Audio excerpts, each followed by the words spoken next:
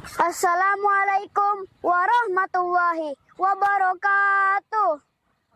Alhamdulillahirabbil alamin, wassalatu wassalamu ala asyrofil anbiya'i wal mursalin wa sayyidina Muhammadin wa ala alihi wa ashabihi ajmain, amma ba'd. Pertama-tama, marilah kita panjatkan puji syukur atas nikmat kesehatan yang sudah diberikan Allah Subhanahu wa Ta'ala. Salawat dan salam semoga tercurah kepada baginda Nabi besar kita, Nabi Muhammad SAW, Nabi yang diutus untuk menyebarkan agama keselamatan, agama Islam. Saya Haikal Al-Kifari dari SDIT Arehan akan menyampaikan sebuah ceramah yang berjudul Orang yang paling mulia di sisi Allah. Orang yang paling mulia di sisi Allah sudah dijelaskan dalam surah Al-Hujurat ayat 13 yang berbunyi, A'udzubillahi minasyaitonirrajim. Bismillahirrahmanirrahim. Ya ayyuhan nasu inna khalaqnakum min dzakarin wa unsa wa ja'alnakum syu'uban wa qabaila lita'arafun inna akramakum indallahi atqakum, yang artinya wahai manusia, kami sudah menciptakan kalian dari seorang laki-laki dan seorang perempuan, kemudian kami jadikan kamu berbangsa-bangsa dan bersuku-suku agar kamu saling mengenal. Sesungguhnya orang yang paling mulia di antara kalian di sisi Allah ialah orang yang paling bertakwa. Intisari dari ayat ini adalah menyatakan orang yang paling mulia di sisi Allah bukanlah orang yang paling cantik, bukanlah orang yang paling ganteng, bukanlah orang yang memiliki harta yang paling banyak, bukanlah orang yang memiliki kedudukan paling tinggi.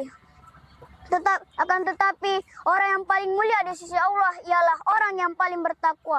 Takwa dalam artian al-imtisalu wa amirillah wa jididahun nawahi. Di antara cara kita menjalankan perintah Allah ialah 1. Rajin sholat. Ketika kita rajin sholat, kita akan mendapatkan pahala karena itu adalah ibadah yang sangat utama. Kedua, rajin berpuasa. Ketika kita berpuasa, sunnah maupun wajib, kita akan mendapatkan pahala. Ketika kita tidak melaksanakan puasa tanpa uzur atau tidak mempunyai halangan untuk berpuasa, kita mendapatkan dosa. Ketiga, rajin membaca Al-Quran. Ketika kita membaca Al-Quran, kita akan mendapatkan pahala yang sangat amat banyak. Karena satu huruf itu sama dengan 10 kebaikan atau 10 pahala. Bayangkan kalau kita membaca satu huruf, satu ayat, satu surah, satu juz, maupun satu Al-Quran, berapa kebaikan dan pahala yang kita akan dapatkan. Yang selanjutnya, rajin bersedekah. Ketika kita bersedekah, bagi yang membutuhkan, kita akan mendapatkan pahala. Selanjutnya, rajin berzikir. Zikir bisa kita lakukan di waktu luang. Berzikir seperti zikir petang maupun pagi. Selanjutnya, rajin membantu sesama. Ketika kita melihat orang yang kesusahan, seperti orang tua maupun teman, kita seharusnya menolongnya, bukan mengabaikannya. Kemudian, semangat belajar atau menuntut ilmu. Ketika kita belajar, kita akan mendapatkan pahala. Seperti ada hadis yang berkata, Thalabul ilmi faridatun ala kulli muslim. Menuntut ilmu wajib bagi setiap muslim. Belajar yang berpahala seperti belajar hadis, belajar Al-Quran, maupun belajar tarbiyah. Selanjutnya, ada hadis yang berkata,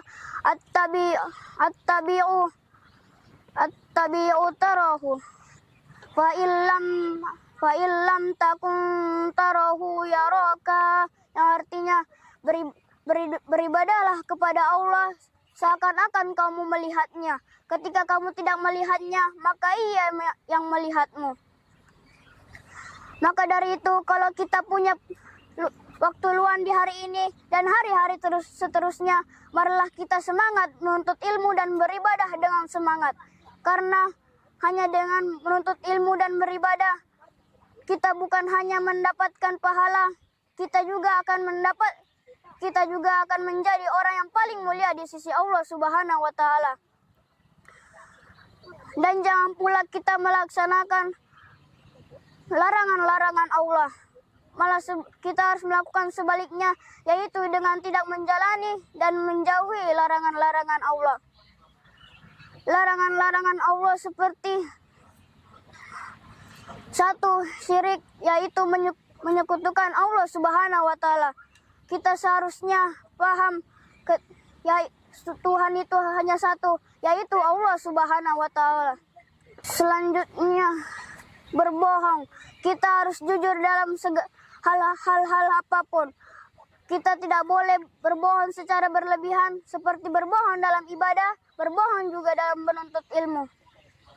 Ketiga, meninggalkan sholat. Ketika kita meninggalkan sholat, kita akan mendapatkan dosa yang sangat besar. Karena sholat adalah ibadah yang sangat penting. Itu saja dari saya. Semoga kita semua menjadi orang yang paling mulia di sisi Allah Subhanahu wa taala. Amin ya rabbal alamin.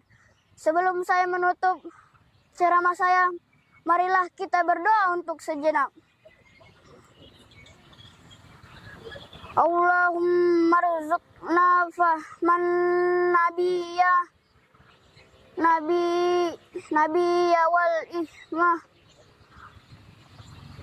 wal wal mursalin wal malaikatil ilhamal wa ifdal, yang artinya, ya Allah, aku memohon kepadamu ilmu para nabi, hafalan para rasul, dan ilhamnya para malaikat.